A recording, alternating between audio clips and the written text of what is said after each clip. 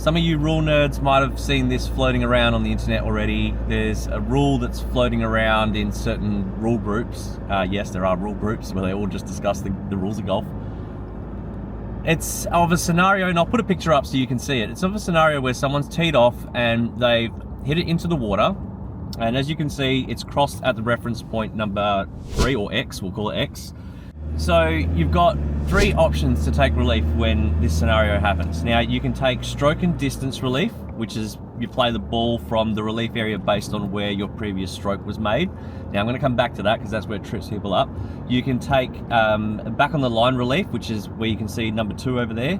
That's relief by dropping the ball outside the penalty area, keeping point X between the hole and the spot where the ball is dropped. Now, just a quick disclaimer, this is red penalty areas only, right? It's only red penalty areas. And option number 3, you can take lateral relief, right? So the reference point for taking relief is point X, and the ball must be dropped and played from within a 2 club length relief area. And it can't be no closer to the hole from where point X is. So look, a little bit confusing. Golf rules are confusing. Now, the mistake that a lot of people make, right, and this is where all the arguments start to come from. The mistake a lot of people make is they will take back on the line relief from point X and point 1. You cannot do that. Okay, stroke and distance relief, which is what point 1 is, and back on the line relief, which is what point 2 is, are 2 very different things. If you take stroke and distance, you are taking a penalty stroke and the distance from where the ball was played. You don't get to pick a spot in between those 2 points. So as you can see, the relief area, if you choose stroke and distance, is the tee box. You can't drop a ball anywhere on that white line. That's not the rules. It doesn't play within the rules that way.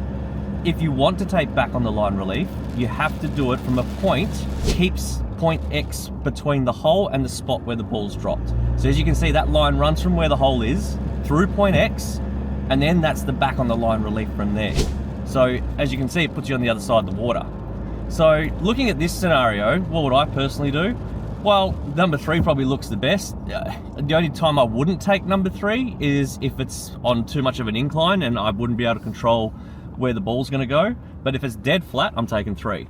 But you cannot take back on the line relief on that white line to try and give yourself a perfect number to the green. Just, it's not allowed. So drop a comment, let me know what you think about this rule. Let me know if you think I've got it wrong. I'd be interested to hear your opinion.